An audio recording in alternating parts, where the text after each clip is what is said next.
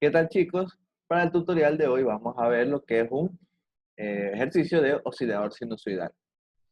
Entonces, para este ejercicio tenemos el circuito mostrado y nos piden lo siguiente. Literal A. Exprese de manera literal Bx sobre By. Es decir, la función de transferencia. By sobre Bx. By es la salida, Bx es la entrada.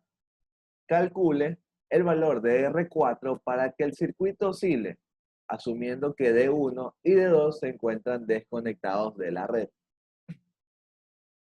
Literal C, graficar Bx en función del tiempo y By en función del tiempo, mostrando magnitudes de voltaje y tiempo. Primero asumiendo que D1 y D2 se encuentran desconectados a la red y luego que estén conectados a la red. Entonces, me piden que la grafique cuando están los diodos y cuando no están los diodos. Entonces, vamos viendo qué ocurre aquí.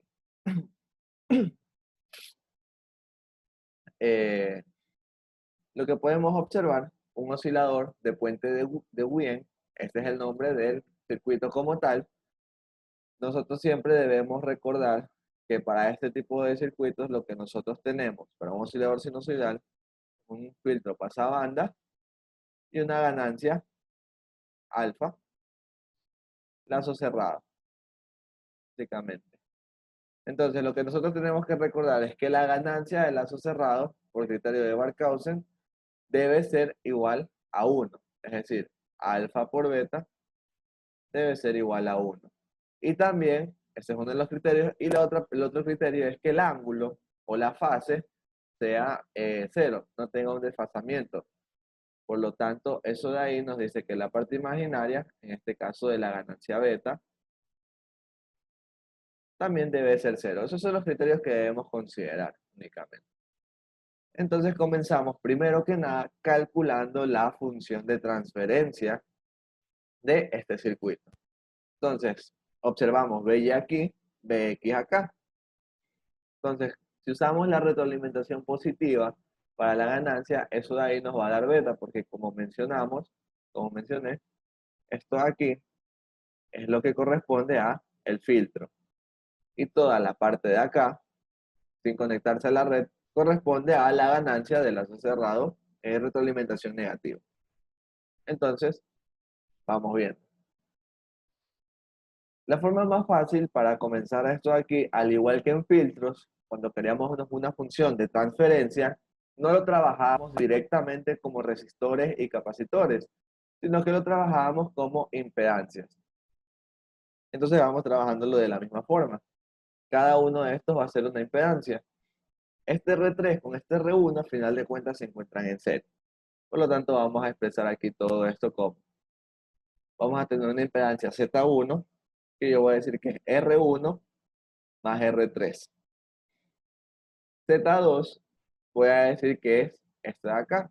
Entonces vamos a tener Z2, vamos a tener Z1, acá vamos a ponerle Z3 y Z4. ¿Sí? Entonces Z2 sería 1 dividido para SC1. Z3 sería igual a R2. Y Z4, pues, 1 dividido para SC2. Entonces yo como ya tengo esto, ya puedo realizar una función de transferencia con un divisor de voltaje, ya que esto aquí, el OPAMP se comporta como una fuente. Esto aquí es un punto que sale de una fuente de voltaje. Entonces a final de cuentas me quedaría la configuración de la siguiente manera. Tendría BY, Z1, Z2, Z3 y Z4. Bueno, las mencioné al revés.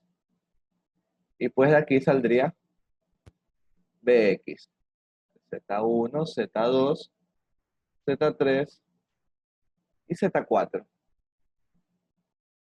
Resolviendo el divisor de voltaje, yo sé que Bx va a ser igual a ¿quién? A By, que multiplica a resistencia opuesta, Z4, en paralelo con Z3. dividido para la resistencia equivalente de toda, visto desde el punto de arriba, que sería Z4 en paralelo con Z3 en serie con Z1 y Z2. Y esto, pues, este BY pasa a dividir, quedándonos directamente BY, perdón, BX sobre BY. Ya, no podemos decir directamente que esta es la respuesta. Obviamente debemos resolver primero los valores, reemplazar los valores, y nos dice que estén en función de J omega y yo tengo en función de S. Pero recordemos que S es igual a J omega. Únicamente eso, y con eso pues resolveríamos ese tema de que la función está en omega. Bueno, entonces tenemos esto de aquí.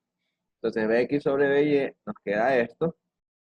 Empezamos a reemplazar. Aquí es igual el paralelo no es nada más que el producto dividido para la suma. Nos queda que Bx sobre By va a ser igual a el producto de Z3 con Z4 dividido para Z3 más Z4.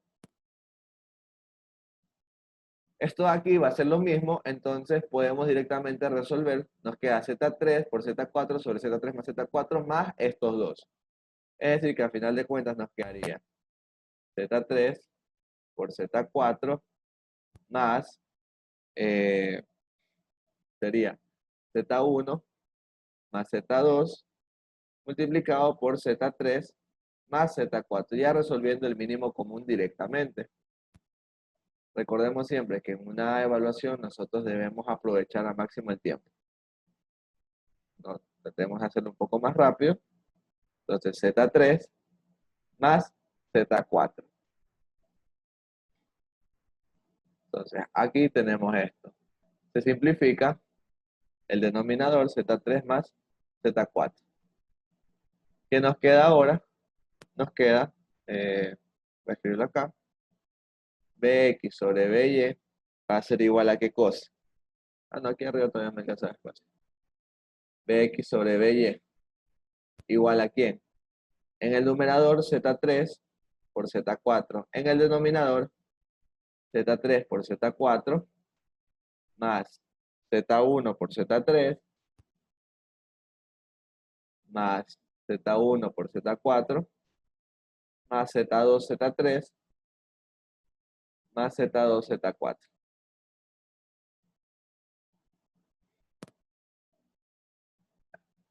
Entonces ya ahí sí puedo resolver o escribirlo acá abajo. Ya tengo todo desglosado, únicamente me queda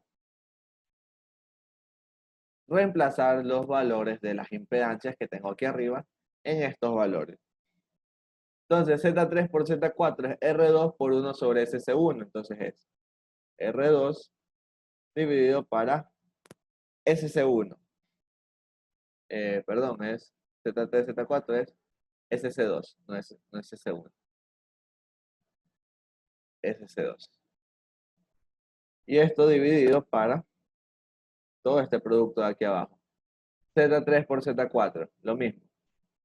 R2 sobre SC2. Z1 por Z3 más.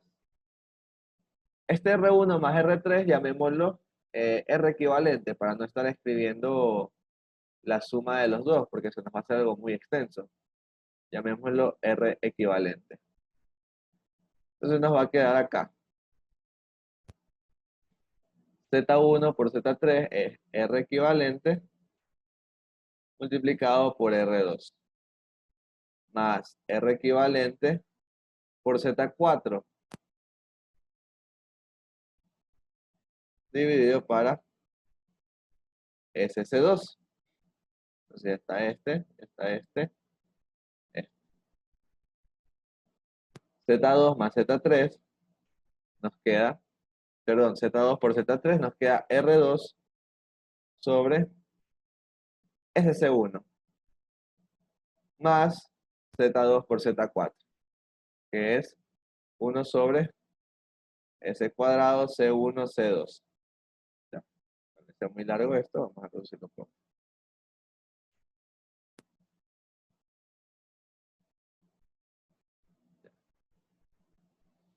Entonces, ya teniendo eso, nuevamente lo que hacemos es resolver el mínimo común en esto de aquí, quedándonos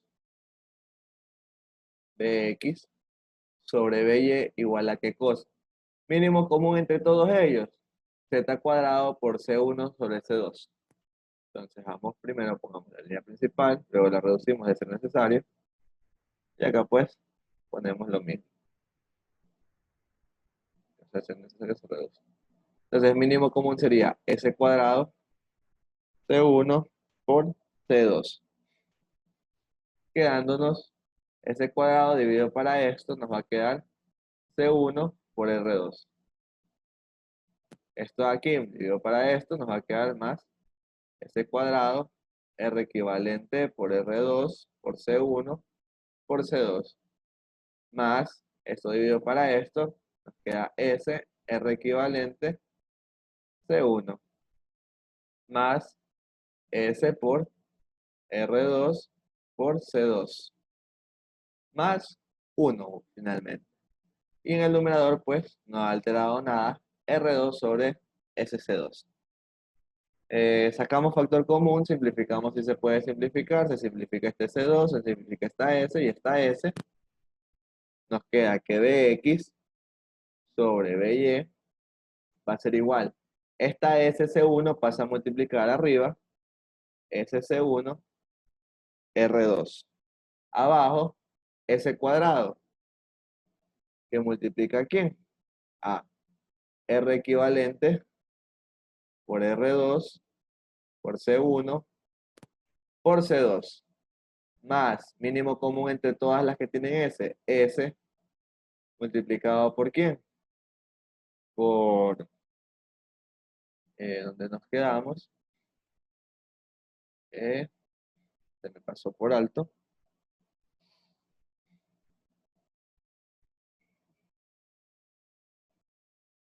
A ver, S, ¿dónde está? Me queda R equivalente C1 más R2 multiplicado por C2. Más términos que no tengan S va a ser 1. Aquí me olvidé poner, en este de aquí, C1R2, me olvidé ponerle la S. Ya, ahí sí. Entonces ahí sí sería R equivalente C1 más R2 C2, me faltó más C1 por R2.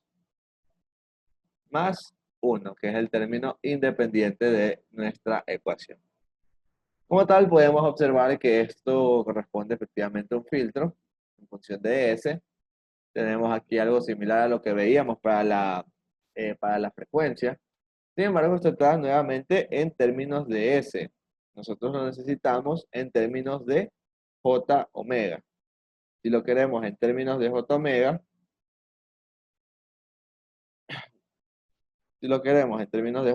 pues debemos finalmente reemplazar S como J omega. Aquí quizás podríamos sacar algún factor común como AC1, que multiplica a las R equivalentes, más R2, o si no lo podemos dejar así. No, no es necesario. Entonces, si S es igual a J omega, este S cuadrado va a ser igual a J omega al cuadrado. Y esto de aquí es igual a, recordando que J cuadrado va a ser unidad imaginaria, es menos 1. Entonces nos va a quedar menos omega cuadrado. Es lo único que debemos recordar. Finalmente tendremos Bx dividido para By. Nos queda igual como J omega que multiplica a C1 por R2. Dividido para, como esto queda con J omega y esto queda J omega cuadrado, es decir, menos omega cuadrado, esto ya pasa a ser un número real, ya no pasa a ser un número imaginario. Solo el de acá quedaría como imaginario, así que ese lo dejamos acá. Primero, J omega que multiplica a, saquemos factor común, C1, R equivalente, más R2. Y esto más R2 por C2. Más 1 menos omega cuadrado, R equivalente, R2 C1, C2. Y ya está. Esta como tal sería nuestra función de transferencia en términos de J omega. Porque aquí únicamente nos dice exprese de manera literal Bx, J omega, Bx sobre de J omega dividido para By J omega, función de transferencia en términos de J omega. Ya tendríamos con esto la respuesta a nuestro literal A. Entonces, esto aquí ya estaría. Ahora, yo hace un momento mencioné algo del criterio de Barkhausen, que eso recién entraría en juego para la segunda, perdón, esto recién entraría en juego para la segunda parte, para la parte del criterio de oscilación. Entonces, como tal, esta es la forma de sacar el Bx sobre By en términos de J omega. Bien es cierto que yo también podría haber sacado por retroalimentación negativa, diciendo, bueno, tengo Bx aquí, retroalimentación negativa, amplificador no inversor, y puedo decir que By sobre Bx es igual a 1 más R4 sobre R5. Y por último, elevo todo a la menos 1. Es decir, lo invierto para tener Bx sobre By. Pero como me dice explícitamente en términos de J omega, yo ya sé que debo hacerlo por la parte del filtro donde tengo las impedancias.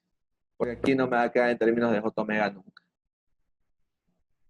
Esta ganancia la vamos a usar ya mismo. Entonces, para literal B, nosotros vamos a hacer uso de lo que es criterio de Barkhausen. Con esto de aquí, nosotros sabemos el criterio de oscilación para que el circuito esté oscilando, bueno, para la redundancia, esté oscilando. Entonces, el criterio de Barkhausen, como escribí al principio,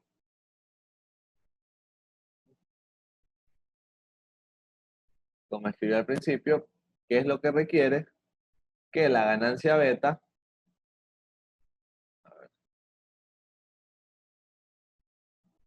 que alfa multiplicado por beta, sea igual a 1. También nos dice que el ángulo de beta, que la fase de beta sea igual a 0, lo cual no es otra cosa que esté un número real netamente. Este es el criterio de Barkhausen para que oscile. Nosotros también tenemos que si alfa por beta es mayor que 1, alfa por beta es igual a 1 y alfa por beta es menor que 1. Como tal, esto es la regla completa del criterio. Entonces, ¿qué ocurre si yo tuviese un alfa por beta mayor a 1? Mi señal va a empezar a ser creciente, es decir, se va a hacer de esta forma. Es decir, que se vuelve inestable. Si en cambio yo tengo una señal, un alfa por beta igual a 1, la señal se vuelve estable y se vuelve oscilatoria con un valor de magnitud fijo. Entonces vamos a tener algo de este tipo. ¿Ya? Y finalmente, pues, tenemos alfa por beta menor que 1. Al momento que tengamos una señal creciente, pues esto de aquí se va a volver decreciente, va a empezar a atenuarse nuestra señal. Es decir, que lo que vamos a tener es esto de aquí. Perdón. Entonces, ¿qué ocurre ahora? Pues, como nosotros queremos que oscile únicamente, este es el criterio que debemos aplicar, que la ganancia de ambos, el producto de ambos sea igual a 1 y que el ángulo sea igual a 0. Esto de aquí, esta información la vamos a necesitar más adelante. Entonces, esto lo voy a borrar. Primero, ángulo igual a 0. Eso significa que la parte imaginaria debe ser igual a 0. Entonces, si yo digo que la parte imaginaria Eso de aquí sería beta, la ganancia de beta, directamente. Entonces, ¿cómo yo hago que la parte imaginaria sea cero? Módulo beta igual a cero. Si tengo J omega arriba y J omega abajo, una de las formas sería multiplicar por el conjugado, despejar parte real o parte imaginaria, o directamente saber que esto de aquí, al hacer eso, va a ser nuestra parte imaginaria, ya que si yo multiplico todo por J, me va a quedar esto al final como imaginario netamente, ya que esta es la parte del conjugado. Entonces, ¿qué es lo que hago? Esto de aquí lo igualamos a cero, quedándonos que 1 menos omega cuadrado por R equivalente por R2 por C1 por C2 es igual a cero. Entonces aquí, pues vamos a tener, bueno, con esto sacaremos la frecuencia de oscilación de paso, ya que los valores deberían establecerse de tal forma que esto nos dé cero. Entonces, vamos a tener que omega es 1 dividido para 2pi raíz de, perdón, no va el 2pi, es solo raíz de el producto de las resistencias por las capacitantes. C1, C2. Eso ahí debería ser el valor que debe tomar omega para que el circuito satisfaga con dicha condición. Y también sabemos pues que la frecuencia va a ser igual a 2pi por F, 2pi por omega. Perdón, omega sobre 2pi. Eso también va a ser nuestra frecuencia de oscilación. Entonces con eso ahí nosotros ya vamos a saber que esta parte es igual a cero. Entonces si esa parte es igual a cero, beta nos quedaría únicamente como ¿quién? Como J omega por C1 R2 dividido para J omega por C1 R equivalente más R2 más R2 por C2. Finalmente, bueno, esto sería más que nada, la parte de la frecuencia sería más que nada en el caso de diseño. Solo la calculé por si acaso. Entonces, si nosotros evaluamos esto de aquí, lo vamos a tratar de evaluar, no vamos a saber cuánto es el valor de omega. Entonces, nosotros debemos definir el valor de omega con, con base a esto de aquí, para saber la frecuencia de oscilación. Entonces, una vez que tenemos esto, se simplifica el J omega. eh, a ver, aquí, equivoqué, me falta un paréntesis. Observamos que C1 y C2 son iguales. Entonces yo puedo decir, yo puedo sacar a todos ellos como factor común y simplificarlos con el de arriba. Y esto nos quedaría únicamente R2 dividido para R2 más R equivalente. R2 vale 2 kiloohmios dividido para R2 que vale 1 y R3 que vale 1 también. Perdón, más R2. No, sí, R equivalente más R2 más este otro R2. Estoy omitiendo este valor de aquí, perdón. 2R2 más R equivalente.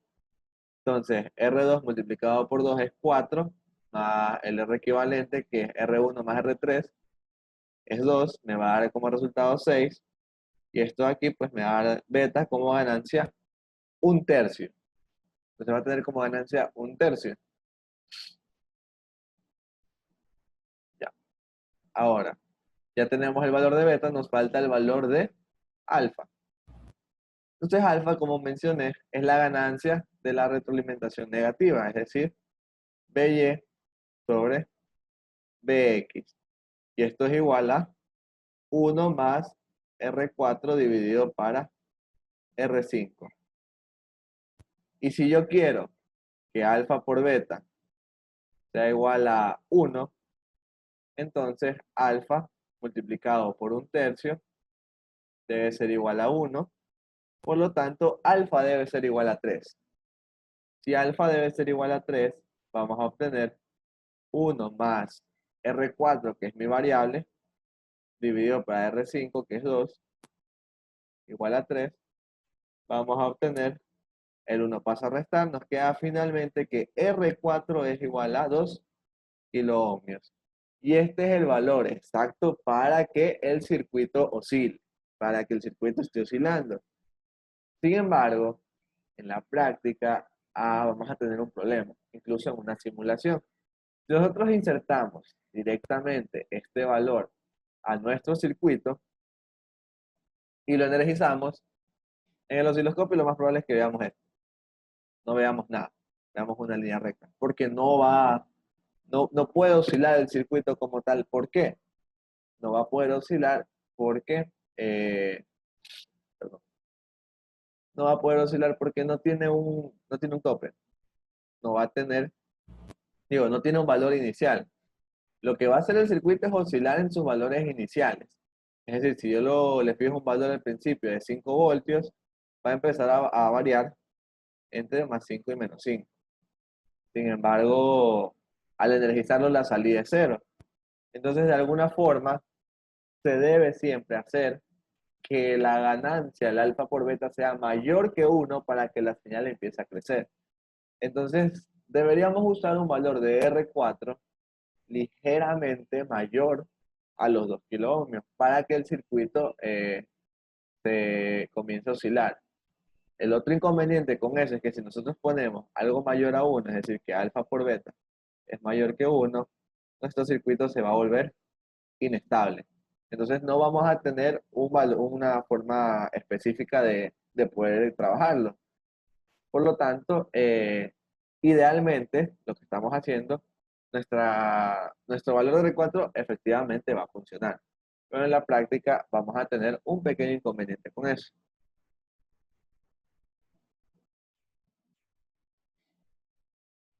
Entonces, vamos a graficar. Bueno, que nos pide el ejercicio.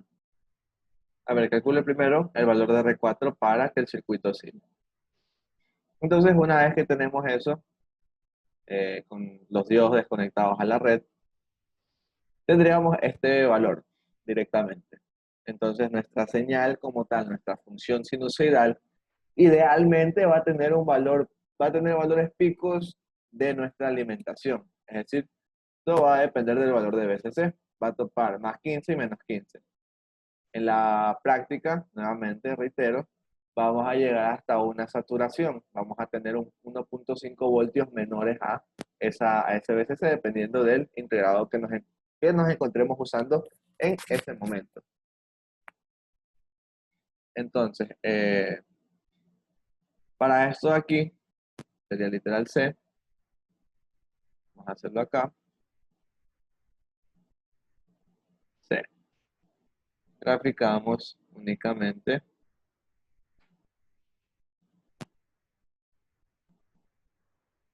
No, a ver, para el literal C. Bueno, para el literal C y para el literal D. Porque ambos son gráficas. Entonces, en ambos casos voy a tener que utilizar un eje. Vamos a usar el mismo eje para eh, reducir espacio. Entonces, como es una sinusoidal, va a ser simétrica.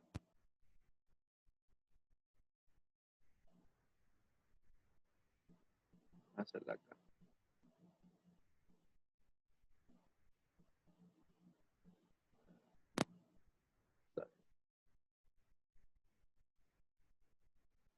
Ya. Y acá, pues, también vamos a tener esto.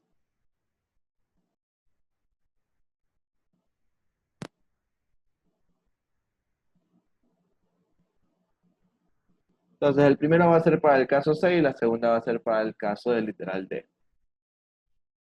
Entonces, aquí vamos a tener esto. Vamos a graficar tanto a BX como a BY. Entonces, BY es la salida sinusoidal. Entonces, realmente no hay mayor cosa. La salida sinusoidal va a estar hasta 15 voltios, 4, y va a estar hasta menos 15 voltios cuando no está conectada a conectados los diodos. Ya mismo vamos a ver cómo trabajan esos diodos. Pues vamos a graficar una sola onda.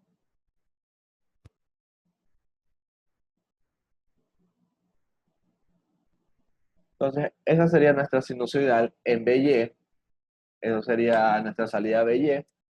Idealmente, como mencionaba en la práctica, pues vamos a tener una saturación. Aquí se nos va a cortar, y aquí también se nos va a cortar, en aproximadamente 13.5 voltios, dependiendo del integrado que nos encontremos usando.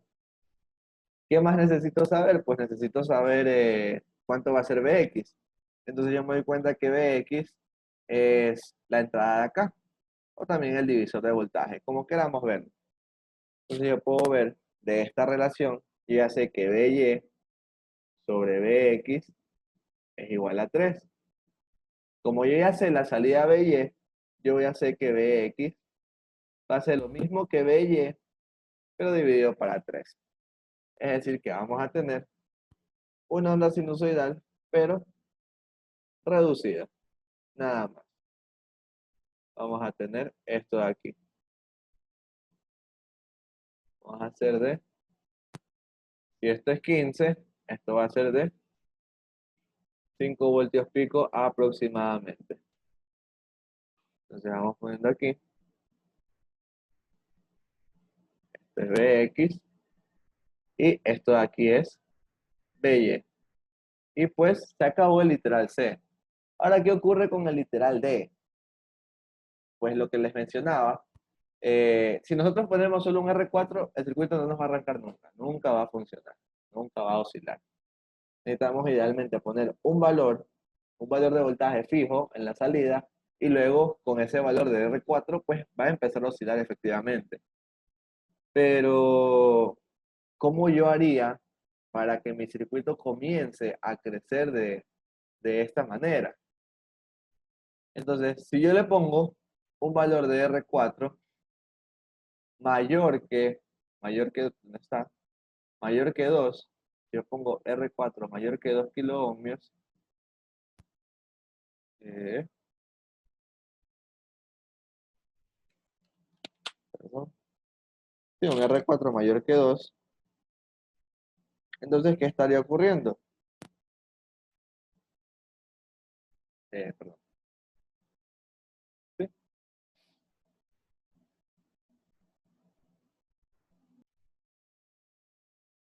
Aquí calculé mal, no era 2, era 4, sí, porque esto me queda 2, 2 por 2 me queda 4, perdón, un error de cálculo. Entonces, si R4 es mayor que 4 kiloohmios, ¿qué va a ocurrir? Si yo energizo el sistema, esto va a empezar a crecer de manera sinusoidal, es decir, se va a volver inestable. Pero va a ocurrir una cosa. Si yo empiezo a crecer, cuando yo llegue a un valor de activación de estos diodos Zener, en este caso 6.9 y 0.7, aquí vamos a tener una diferencia de potencial de 7.4, no, 7.6, o al revés, más o menos 7.6 también, dependiendo del lado de la onda. Es decir, que cuando yo esté en este valor en el que se activan los Zener, esto de aquí se hace un corto, bueno, se hace elimina esta resistencia, reduciendo de esta forma la ganancia de voltaje, porque este R4 ya no va a ser R4, sino va a ser las R dinámicas en paralelo con este R4, es decir, voy a tener una relación de las resistencias de los Zener con respecto a R5, lo cual me va a dar un alfa menor a 3, lo cual me va a convertir en un alfa por un beta menor que 1. ¿Y qué ocurría cuando era menor que 1? Este circuito comienza a decrecer.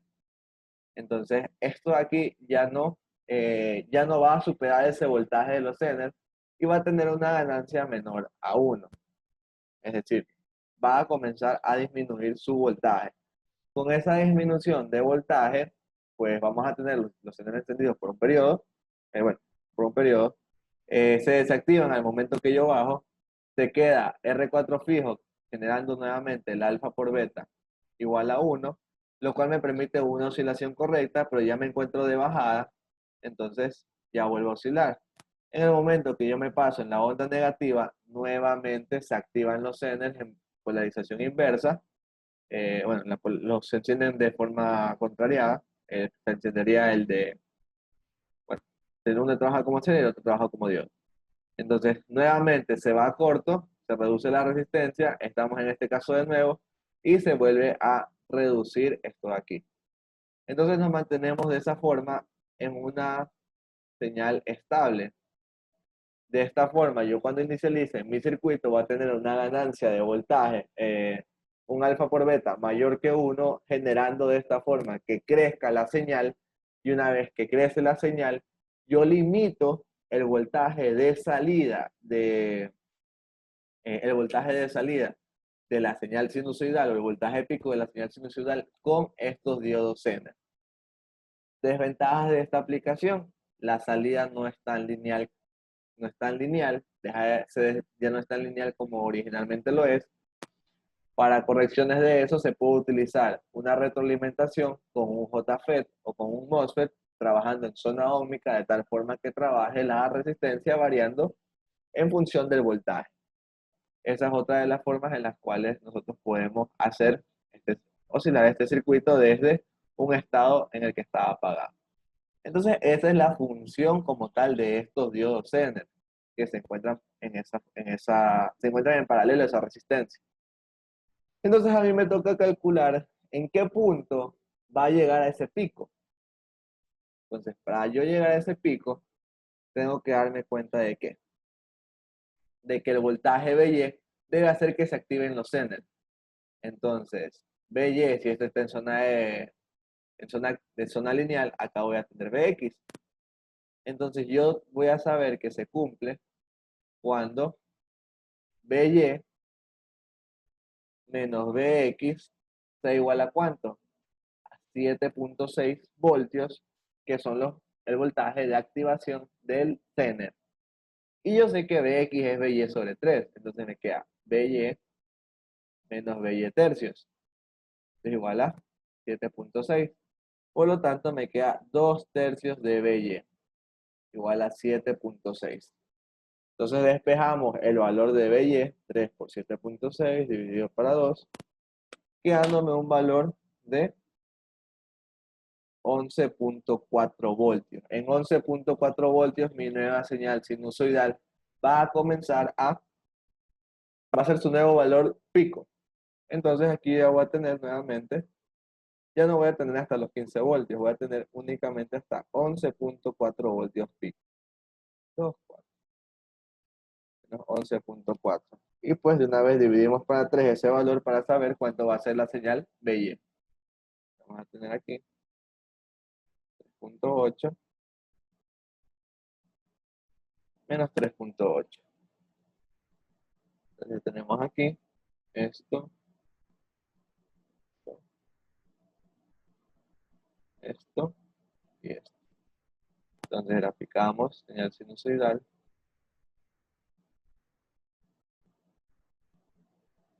Y tenemos esto. Y pues finalmente con el valor de BY vamos a tener esto de aquí. Como me dice que grafiquen con valores de tiempo, antes de que olvide, magnitudes de voltaje y tiempo, pues tengo que calcular la frecuencia de oscilación o el periodo. Entonces, para ambos va a seguir siendo el mismo. A pesar de que en este punto de aquí yo tengo un juego de resistencia, un juego de la variación de la magnitud, la frecuencia de oscilación me la da la parte de retroalimentación positiva del circuito. Entonces, sacando la frecuencia va a ser 1 dividido para 2pi, no la tengo calculada aparte, raíz ¿de quién? R equivalente 1, que es R1 más R3, es 2 kilo ohmios, 2, 1 por 10 a la. A ver, entonces tenemos cubo 3, 6, 6. Entonces me da una frecuencia de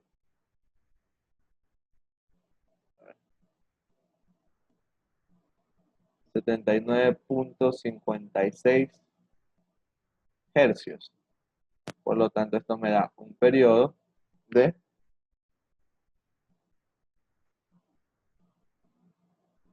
12.5657 milisegundos.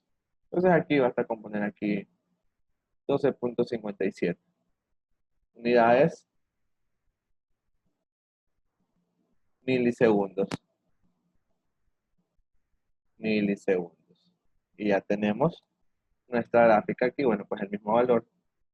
Y como es simétrica, es una señal sinusoidal, pues aquí vamos a tener la mitad.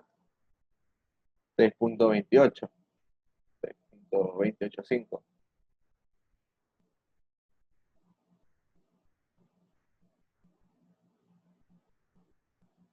Y pues tendríamos listo nuestro ejercicio. Bueno, chicos, espero les haya servido. Cualquier duda pueden dejarla en los comentarios. Trataré de responderla.